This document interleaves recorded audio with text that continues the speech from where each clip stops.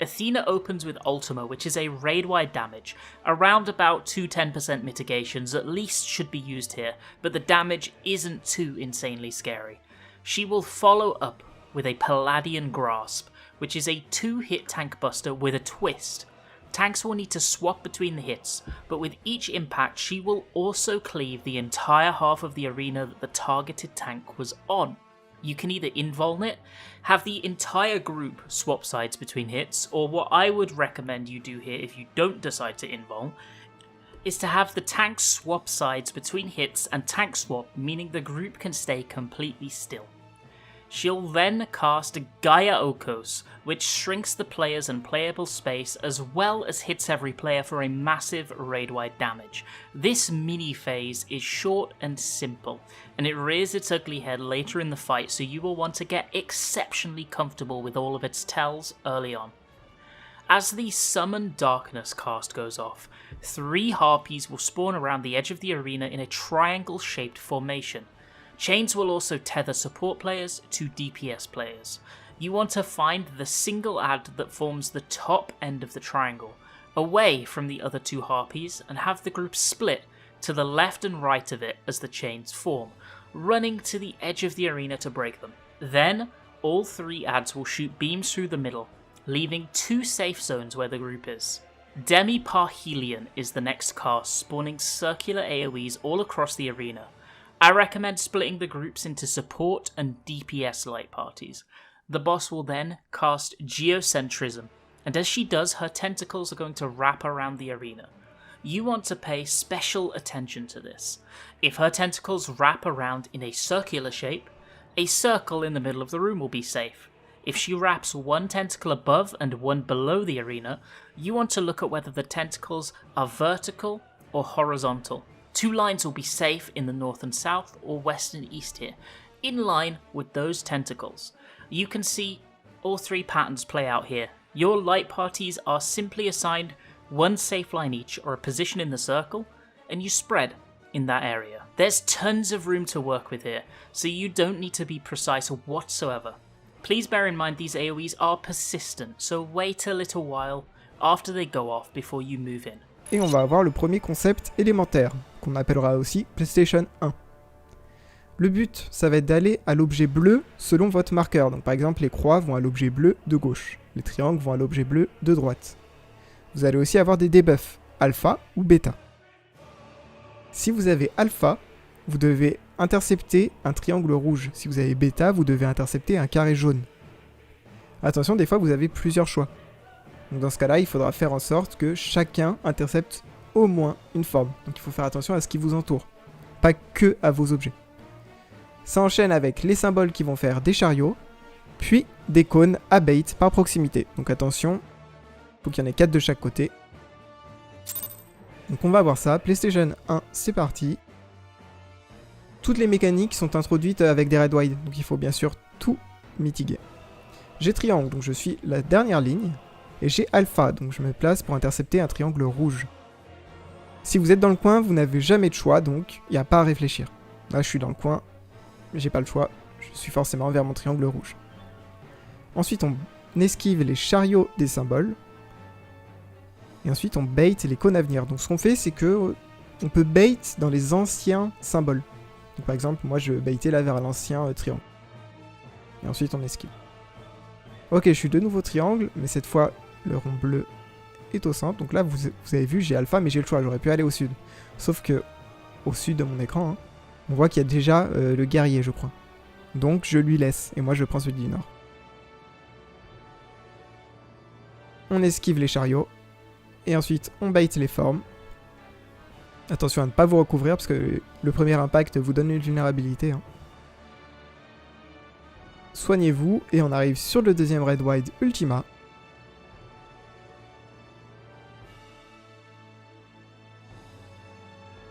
Puis, bombardement céleste. Donc ça, c'est un tank buster en 4 coups qui donne des vulnérabilités, puis un gros coup.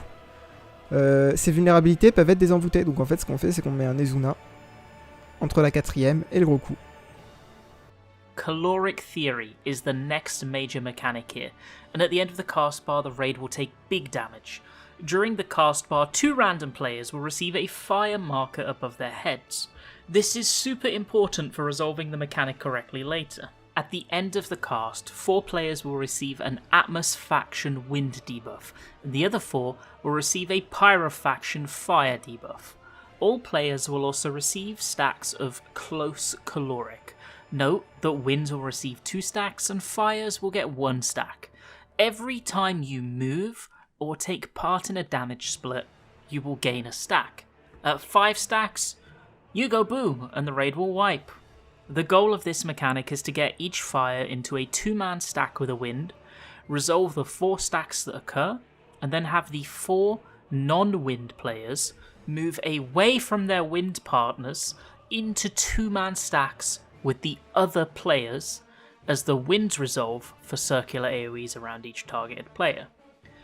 In order to solve this mechanic, we have the group spread into pre-assigned positions in a hexagon shape, with the 2 players marked during the cast bar in the middle. You can have fixed positions for this, and if you are marked, you go in, and someone in the middle will come and take your spot.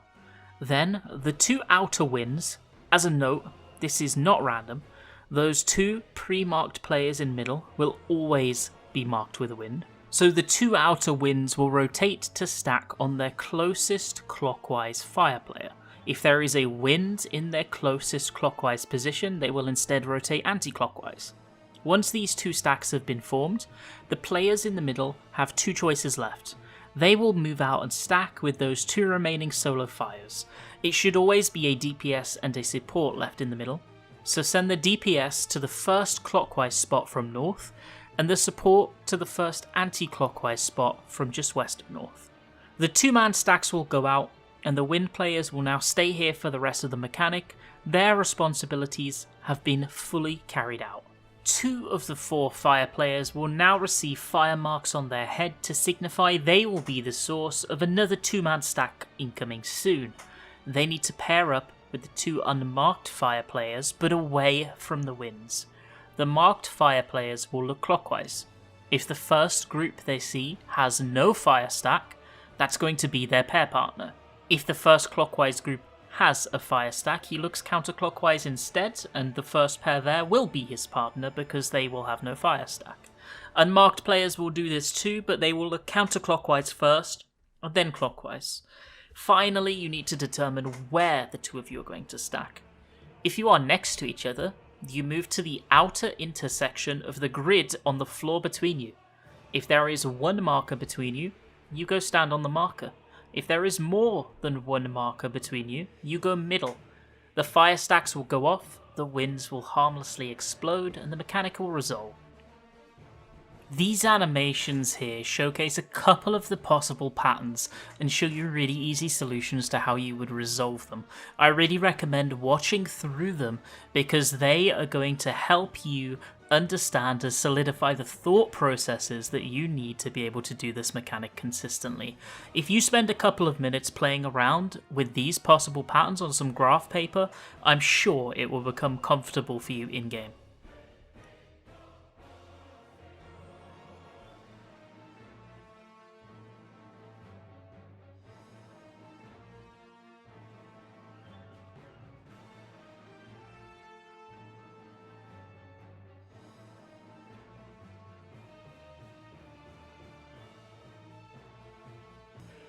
Ok, on arrive sur des hexaflares, donc ils peuvent être diagonaux ou verticaux. Donc là on a l'exemple diagonal. D'abord on va au centre, et on attend au centre longtemps que les AOE de proximité soient passées. Là elles sont passées, on se sépare, parce que c'est un split. On esquive le retour des hexaflares, et on soigne pour Ultima. Ça va assez vite.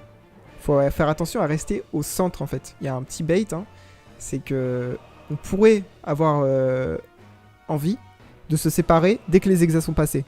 Mais les AOE de proximité ne sont pas encore terminés. Donc là, par exemple, on voit bien que je me mets au centre pour esquiver les 2 AOE de proximité au mieux.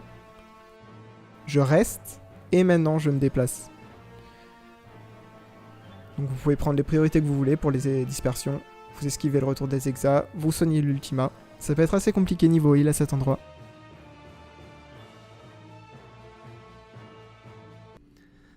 Next mechanic, Pangenesis, is complicated. Before the mechanic even starts, you want to have a conga line agreed.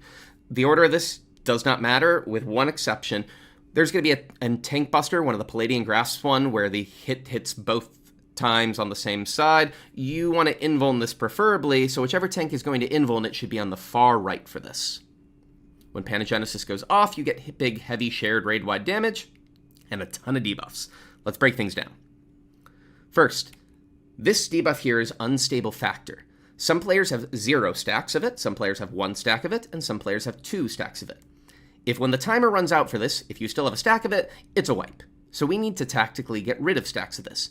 You do this by merging with other players. You cannot merge while you still have this debuff here, but it falls off fairly early on in the mechanic, and so we can basically ignore it. Merging is done very similar to P8S Phase 2. You stay kind of near to the player, wait for a couple seconds, and you'll hear a nice little sound to say you've merged. If the two merging players have a different number of stacks of Unstable Factor, then what happens is the player with the higher number of stacks loses 1. So in this case, the top left group, the 1 is going to drop down to nothing, and the 2s in the other groups are going to drop down to a 1. Usually this results in you getting a critical factor debuff the first time that you lose a stack, and spawning a slime underneath you. This doesn't happen when the 2 and the 0 merge. To be honest, it's a little bit confusing as to why this doesn't happen. It doesn't seem to really match with the description on the text for the debuff, and a lot of people theorize it might be a bug. Either way, don't worry about it, it won't matter for the mechanic. At the end of the mechanic, the slimes are going to try to tether towards players. Any player with a critical factor cannot take these tethers or they'll die, so these are always taken by the players that started with 0 stacks of the unstable factor. They pick up the tethers, and they take them far away from the group as they hit with a giant explosion when they go off. The rest of Pangenesis is dealing with Pantheos. This is just a set of light and dark towers. These towers always take 2 players to soak. 1 player needs an opposite colored debuff, and the other one doesn't need a debuff. It doesn't matter. The first set of towers will always be a light tower and a dark tower, but it's random which one will appear on which side. The second set of towers, though, is fixed from this point onwards. The northern tower in each set is going to be opposite of the one next to it, and the southern tower will be the same color as the original one. The final set of towers are exactly the same as the second set, just move slightly more towards middle. The way that we soak these is in a very specific pattern based off our debuffs. What I'm about to show is what's called the 2-0 pattern. There's another one called 2-1, but I find the 2-0 easier, so it's what I'm showing. For 2-0, the 0 player, the one that doesn't have an unstable factor debuff, is always going to hop in the first tower, alongside the short 2. By short, if you look at the light and dark debuffs, you'll see that 2 of them have a 16-second timer, and 2 of them start with a 20-second timer. Short timer is the 16-second, so in this case, the healers. For the second set of towers, the first set of tower players are just going to hop in the northern tower always, and the 1 and the long 2 will take the southern set of towers. Finally, for the third one, you need to look at your debuff. When you soak a tower, one player randomly will be given a matching debuff, so light tower gives you a light debuff, and the other player gets nothing. For the second to the third set, if you're given a debuff, you move diagonally and you swap to the opposite colored tower. If you don't get a debuff, you just move horizontally across into the next tower. Here's how it all looks when you do the mechanic from start to finish. First, as soon as the debuffs appear, our conga line is useful because we can have the 0 player step forward, the 1 player step backwards, and this allows them to see where they are relative to the other one and assign sides. The leftmost player goes left, the rightmost player goes right. They can immediately position for the first tower that they will take based off their debuff. The 2s all squish towards middle, wait for Pantheos to cast, and then need to look at where the first towers spawn. Since we have light on the left, both dark players will go that way, and both light players will go opposite towards the right. The short debuff players immediately hop in the tower, and they'll start to merge with the 0 player while waiting in the tower. The other 2 players just hang out to the side. They can merge or not merge, it doesn't matter. The first tower gets soaked, and now all that happens is we wait a second for the merge to take place, and we move into the second tower. Second towers are fixed again. The first tower players go north, the other players are in the south one. After the towers are soaked, wait a second, because you need to make sure that you merge, and you should see a slime spawn. For the third set of towers, this is where you look at if you got a dark or light debuff a second ago. If you didn't get a debuff, they just slide horizontally across, hop in the tower. If you did get a debuff, you need to move diagonally opposite. This will work out perfectly in that you're always going to have a 1 and a 0 together, so all of the unstable factor debuffs should fall off. You'll also get 2 more slimes as 2 players didn't have critical factor yet. At the very end, have every player go down to the south, but the 2 0 stack players are going to be the ones that wait a little bit more north on their side, when the tethers appear, they need to pick up these tethers. They need to pick up exactly 3 because these slimes, in addition to targeting them for a big AoE damage, also give a stack of 4-fold come ruin. If you take 4, you get doom, you die, so they can only take exactly 3. These players should go to these exact positions here, with the far left player being slightly south of the into the second tile, and the northern player being just a step to the right. This is because Palladian Grasp is going to go off almost immediately after the slime explosions. And so we have everybody far enough away, max melee works south, so that they don't get clipped by the slimes. But everybody's already on the left, except for R1, who can just take a quick step to the side. I strongly recommend having one of your tanks involved in this tank buster to make it a lot simpler. After this is the Classical Concepts 2. At the start, everything is exactly the same as Classical Concepts 1. PlayStation shapes, the same alpha and beta, you resolve it exactly the same way. BPOG or X square circle triangle. Wait for your tethers to appear. Alpha goes towards the red shape, beta goes towards the yellow shape. The twist for Classical 2 is Pantarray. What Pantarray is about to do is take all of those shapes and rotate them 180 degrees. This can be kind of complicated because the shapes are going to disappear and reappear in their new pattern and almost immediately tether, so you have to pre-move and predict where those shapes are going to end up. If you're not already in the right spot when the new shapes appear, it's too late and it's going to be a wipe. There is an easy solution to do this if you, like me, you can't solve this in your head. Namely, go to your original spot, face your camera perfectly towards middle, and press W, or move the joystick forward in my case. The way that this works is this is going to allow you to perfectly mirror your position to where the new spot needs to be. There's a macro that I'll try to link in the description that can help you to see and understand this, but it just takes a couple of practice. You are just going straight through middle to the newly mirrored spot. Once you're certain you know your spot, use the start of the cast of Pantarray as sort of a go button. As soon as it starts to be cast, both you and your partner are going to very carefully move towards your new spot, making sure not to get too far apart from each other while you do this. If you're in your new spot in time, the new shapes appear, they tether towards the players, and everything is fine. One last little twist here is Palladian Ray is going to be cast before the circle explosions go off, and so we need to bait the cleaves first. If you're doing my fixed versions with Alpha North, Beta South, and then you're using lanes, just be aware that because we've mirrored with Pantarray, this is the lane that you're going to be in to bait your cleaves. Position to bait these cleaves. Some people do these on shapes instead of on the corners. It's whatever works for you, but make sure that you do not bait them directly north and south, because you want to be able to dodge to those spots to deal with the explosions from the shapes afterwards. There's an Ultima Raid Wide, another Crush Helm Tank Buster, and now we get a second Caloric Theory. 7 players are targeted with these green arrow markers, and 1 player with a fireway mark. First, get into your Q spread positions. Using the grid that's now appeared to make sure you're in the exact right spot, you should be on the intersection of blue lines. Secondly, you need the fire player to be middle, so have whoever your middle player is swap with their position. If everybody's positioned like this, when the cast goes off, everyone has a point-blank AoE but should miss everyone else. Big damage. And now we get more debuffs. Don't worry, this is simpler than Caloric 1.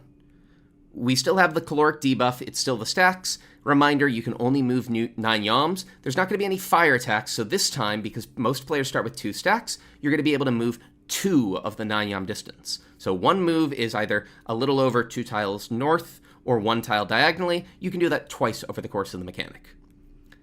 At the very end, everybody's hit with an arrow, so at the very end, everyone needs to be spread.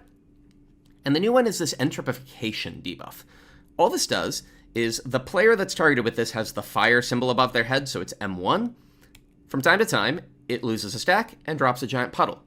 Now, if M1 had free movement, they could just wiggle left and right, and they could dodge all the stacks themselves, but because of the limited movement, there's a trick to be able to resolve this. You can pass this debuff. So the first player is going to dodge their puddle by rotating into the next player clockwise. This will pass the debuff to that player. A new puddle will appear underneath it, that's the next stack, and now all that happens is each time we play Hot Potato. If you just were given the debuff, you rotate clockwise to pass the debuff. If you've already passed the debuff, you're dodging away from the group just outside of the puddle. It doesn't matter exactly where you dodge out, but try to go away from the group, and you want to aim for the intersection of blue lines because that'll be a perfect distance to have moved. The next puddle appears, and we rotate while off-tank dodges. Next puddle, rotate, dodge, and you just keep going. Doesn't matter where the fire starts, it will never start middle, it will always start on one of the arrow players initially. Now, here's where things differ a little bit. Some early strats will have it where this final rotation has R1 move towards the middle player, and then they both dodge the puddle together. There is no point in doing this. R1 is perfectly fine to just rotate to where the first player started and dodge the puddle by themselves. This means that the middle player actually just gets to sit still for the entirety of the mechanic. Make sure that you've dodged to an intersection. Everybody should be spread out well enough that the arrows go off. And reminder, wait a second before you move so you don't get too many stacks of caloric. There's another Ekpyrosis. This is random whether or not it's going to be the same pattern as earlier or the opposite. Deal with it the same way you did before. It's followed by an Ultima, so make sure that you hurry back middle after the Exaflares. And now we're going to get the second Gaiocus. Heal up, mitigate, and dodge towards middle before everyone gets shrunk down. We're almost there. Stack perfectly middle, as the boss will cast Summon Darkness, but this time only spawning one ad. This ad's going to shoot a laser that we need to dodge, and we're going to dodge perpendicularly to it, so 90 degrees left and right. You can either do this ad relative, where one group goes left and one goes right, but I prefer to stick to the same map relative positions we used before, so the supports will go north, the DPS will go south. The boss will, as a twist, now cast Demi-Parhelion. We're going to get those same AoEs, and now we're going to get either horizontal or vertical lines shown while dealing with the rest of this. Wait for the Q. In this case, it's going to be the vertical line tell. And what we'll do is we'll try to dodge near the positions I showed earlier, so 90 degrees away from the ad, but aiming towards the safe spot for the geocentrism, in this case, vertical lines. Wait for the debuff to appear. Move in your respective positions. You should break your chains, and now we have spreads to deal with. You can start to spread off the wall, but don't go into the laser, which goes off, and now you can spread fully. For these spread positions, I just have the tanks and melees moving further than the healers in range, in the order main tank, off tank, H1, H2, and same for melees, but whatever you do works fine. All that's left is now the soft Enrage. Summon Darkness will spawn 8 ads. These are going to randomly tether to either all DPS or all tank healers. These players need to stretch the tether perfectly through the middle of the arena, and the other players, their partner, are going to stand in front of them. For these partners, we just have tanks partnered with their melee, healers partnered with the range, the same as we did in Phase 1. Stretch the tethers out, have the other player in front of it. After the laser, heal up, mitigate, and immediately go middle to make it easier for your healers to top you up because there's an Ultima raid-wide. When it's finished, the other 4 players will be tethered. Now it's all the tank healers. They stretch their tethers, and the DPS stands in front of them. Wait for the lasers, and then go middle to heal up for another Ultima raid-wide. This is 20 seconds of intense damage, so make sure to plan out your mitigation accordingly. When all's done, all that's left is the Enrage cast. Ignorabimus. I do not think I pronounced that correct. You've got a little bit of time as the boss has giant tentacles wrap around the arena and start to squish it, which will cause it to crack and crumble. You need to kill the boss before this cast finishes, otherwise you will literally be hugged to death. That's it. That's everything you need to know for P12S Phase 2.